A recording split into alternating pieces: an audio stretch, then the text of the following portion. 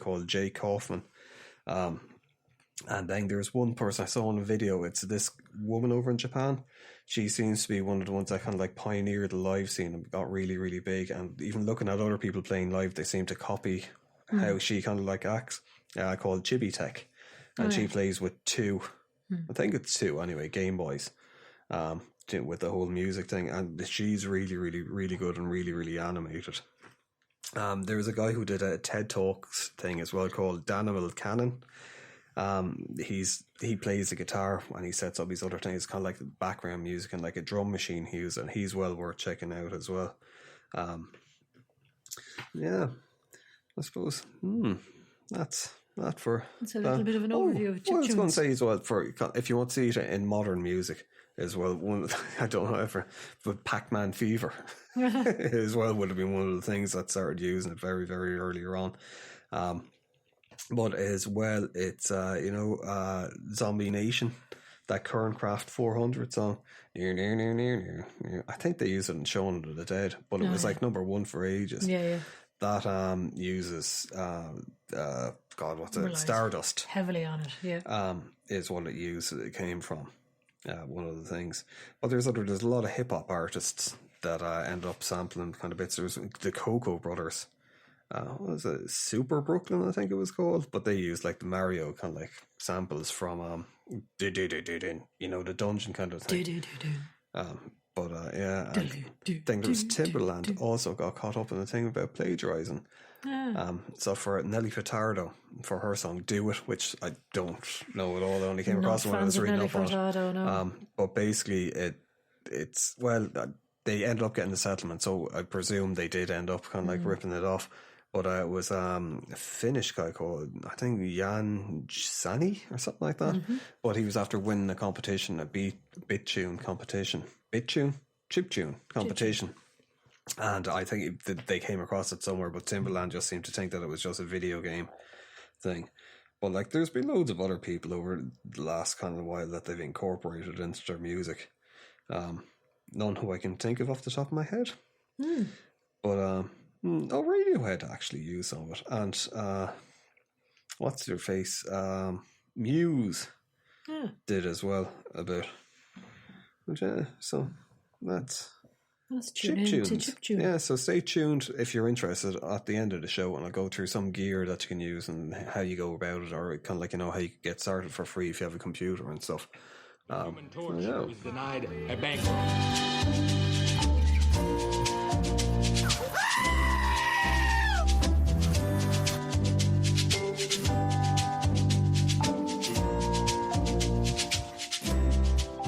So I suppose one of the things that might keep you awake at night, staring at the ceiling, like I always do, is what are some of the things keep you awake at night staring at a ceiling, don't they? Yeah, it seems to be around kind of like what is the best type of music around certain things. I don't know why.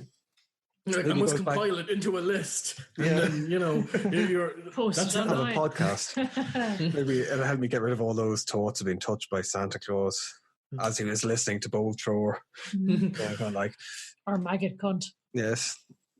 Maggot Cunt. Good old Maggot Cunt. We sang their first album for the first school play that we did at Christmas. So your parents were all so proud. Your Christ is a rotting whore. Was that fan favourite? Yeah. But anyway, game soundtracks. Mark, surely you have a favourite game soundtrack. Now, are you talking about like licensed music or just an actual game soundtrack? Neither. Because I have answers to both. Neither. Okay, cheers. You do, really? Do. Go on, then tell me what you were talking about. Elaborate in detail. Yeah, either or. Well, I suppose for my favorite kind of like just original game score or kind of original soundtrack would be the soundtrack to Persona 5. It's one of my favorite games of all time, and it also has a really great soundtrack. Like, it's kind of crafted, and it's just really it just makes you, immerses you in the world just as much, if not more, than the game itself.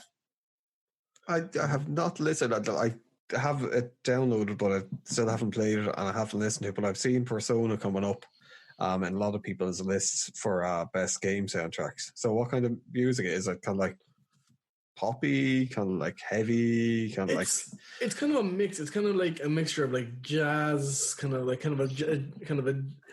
this kind of like new age kind of jazz mix, to be honest. And that doesn't really do it any justice because it has a kind of a bit of a wide genre because the soundtrack kind of changes to fit the mood of kind of certain styles and whatnot.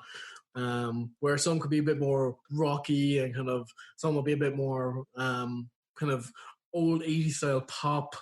And then, as I said, and then there's kind of some that you're kind of your bread and butter background noise that are kind of this kind of electric jazz kind of fusion. Like as you're saying, a lot of people see it as one of their favorite of all time. So much so that as I was looking this doing research for this, I didn't actually realize they released a vinyl of the soundtrack. That had it's sold out like to actually get the vinyl. Oh, it's kind of a limited edition thing, wasn't it? It was a limited edition run. It cost about $100 to $200. You probably get it for about $300 or something like that dollars. Fucking hell. But it came with 4 vinyls of the soundtrack, and people just snapped it up straight away. I presume you can soundtrack is out there on Spotify and stuff. It's on Spotify and the works. It's just I was just using that as an example of it's so popular that it kind of got to that level that the soundtrack became a thing that people wanted a physical proper copy of just of itself. Well, it's the thing as well with soundtracks. I think that the game soundtracks are very underrated. I think, except for people that are gamers, because for a lot of the whole thing is you have movie soundtracks that the people that listen to movies and they might even like that fucking movie. Whereas kind of for a lot of years, I think there was a bit of a snobbery around game. Well, there still is a bit of snobbery around games. Whereas you have some big fucking composers doing stuff for games Trent Reznor did. A lot of people see games and they a lot of people still have in their head of it's just that chiptune-y 8-bit music that you'd hear in games, and you're like, well, that's not really the case. It hasn't been for a long time. I mean, there are some games that still have that, but it is addictive. Oh, it is. Don't get me wrong. I still like it myself. I'd listen to it, but a lot of people just try to pigeonhole it as that's still all it is. Yeah, no, it's definitely not true. For me, I love the Portal soundtrack specifically. Oh yeah, that went awards as well and stuff. I think that was nominated for Grammys or Emmys. Now, look, I am a self-proclaimed non-gamer. I think I've played 3 games in my entire life. I'm definitely a novice when it comes to these things, but I have played a few games. Portal I loved, and I just loved the soundtrack, especially Still Alive. It was just something that really stuck to me. Yeah. And as well as that, then I can't really say, I suppose, that Minecraft has exactly a soundtrack. However, that was the one thing I didn't even think of. There are some parodies. I would consider I wouldn't consider it one of my favorite, but definitely Minecraft has one of the more well known. You play a couple of bars of a Minecraft. And you know it. Soundtrack, you know what it is you're listening to. I'm sorry, I think the actual best known soundtrack to any game is Tetris. Yeah, everyone that's knows. very true. But they kind of nowadays, I mean, the people growing up that I'm sure they played Tetris, but that was everyone, Minecraft is everywhere. It's on everything. Yeah. And it is. If you're going to say though Tetris, then you have to also reference Pac-Man, because it's something that if you hear that, you're going to, When now you're starting to go to the point where you're going less about soundtracks, more about just a song or even just sound. Yes, noises. Yeah. But that kind of rolls back to what a lot of people think. They just, when they think gaming soundtracks or so, they're still kind of thinking, oh, it's just a random clip or this or that. Whereas what you were saying, even the scores that they used for Portal, and especially for Portal 2, I think, just really did a great job of really fleshing out the world of the game. A lot of it fitted in so well into the game and into what was happening that the minute, in my mind anyway, the minute that you hear any of those songs, you're brought right back into the scenes of the games at the very end. Scenes of what happens. Oh yeah, and then Jonathan Colton, who I was a fan of beforehand, who did Still Alive and what is I'm after blanking now, but he also did the ending credit song for Portal 2 as well. That I really have to look up now. Portal 2 ending song. Let's see. I can't really remember it now. So Want You Gone? Yes, Want You Gone, which isn't as well remembered, but both are really good. Aperture Science. Yeah, like what I find is the credit songs for both Portals are almost like kind of fan music for a game. Yes, but it's really something that you remember easily. Yeah. Which I think is so important in a game song, because if you remember the song, you're going to remember the game. Yeah, well, it's the whole thing with kind of like games. It's say with a movie soundtrack, you're probably only listen to it for maybe it might be like 2 minutes in the movie. With a game, you could be playing a game like something like Minecraft. People have pumped hundreds of hours into it, so if the music is shit, people aren't going to play the game because you're going, I can't listen to this fucking shit, or you turn Especially it off or whatever. Especially if it's repetitive or super annoying, it has to be something interesting and dynamic. Yeah. So like for the Minecraft soundtrack in particular as well, for like that to be like that is kind of like, you know, they get like, how long is Portal to complete?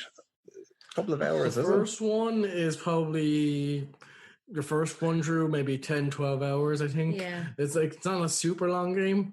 Maybe a little bit longer, maybe a little bit shorter. The second one was considerably longer. I think it was between 20 and 30 hours. Now, obviously, there's going to be, you know, outliers who speed run through that in 2 hours. I saw like people like speed running games that are supposed to be like 100+ hour things in 2 hours before. So everything is subjective when it comes to games. And was it Valve that did? Yeah, Valve did about the Portal. Yeah, you can tell because they got up to 2 and then stopped. Yeah, you bastards. Valve. Just not bothered anymore.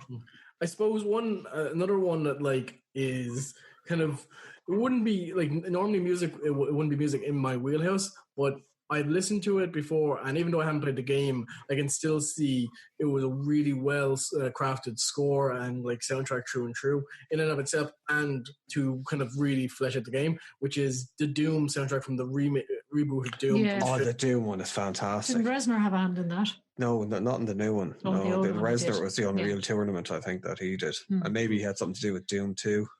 I can't remember who actually did the Doom soundtrack, but if you bring it into like something like Adobe or Audition or something like that. Robert Prince is the name of the guy, yeah.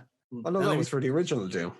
But if you look at the wave files and all that, apparently he like used like kind of the higher range frequencies and lower range frequencies that you wouldn't normally hear, so that if you bring it in to kind of those audio visualizers, you can see pentagrams and just like skulls done into really? Yeah. That's fucking into really the actual into the audio files. Cool. But yeah, the Doom soundtrack is just fucking. It was as well for the time as well, because I don't think there was. It would have been around the time with a lot of the 8-bit kind of music still kind of like, and then there was that which was just like fucking really heavy, and it was just like, what is going on? And I never played Doom myself, but again, it's something that I'd recognise if I heard the soundtrack. I'd be there going, right, that's the Doom soundtrack. You know, it's. I think one of my favorite soundtracks of all time is the one to Halo. It's very atmospheric, isn't it? Yeah, it's just you hear it straight away, and you kind of go, and there's some kind of like weird spiritual thing to it as well. Where it's just like Like, I don't know if they had the same, because I never really got into Halo when it was the first and second one. I think they were kind of similar in their music, but the one I got into was Halo 3, and then that one, to this day, is when they kind of hit their pinnacle of the soundtrack. Just those, they are, like, all you have to do is listen to 10 seconds of the kind of the Halo team, and you're kind of transported back to when you were playing it, and the frustration, and also the fun you got from playing it.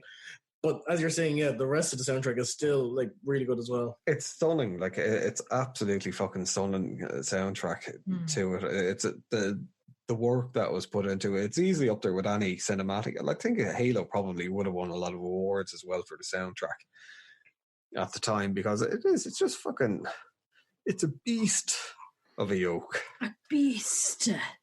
Well, like I find it like it was probably one of the few games that had such massive fanfare in a long time. Like I can't really think of a game that in recent years has like had such a build up where like they had that huge advertising campaign going on, but there was so much hype and there was so much like excitement at getting everyone's getting their hands on this game, and it also in a nice turn of events, it actually succeeded in meeting everyone's expectations. Normally, like, you'll get that hype, but then it falls flat, or this thing comes out of nowhere. But this was like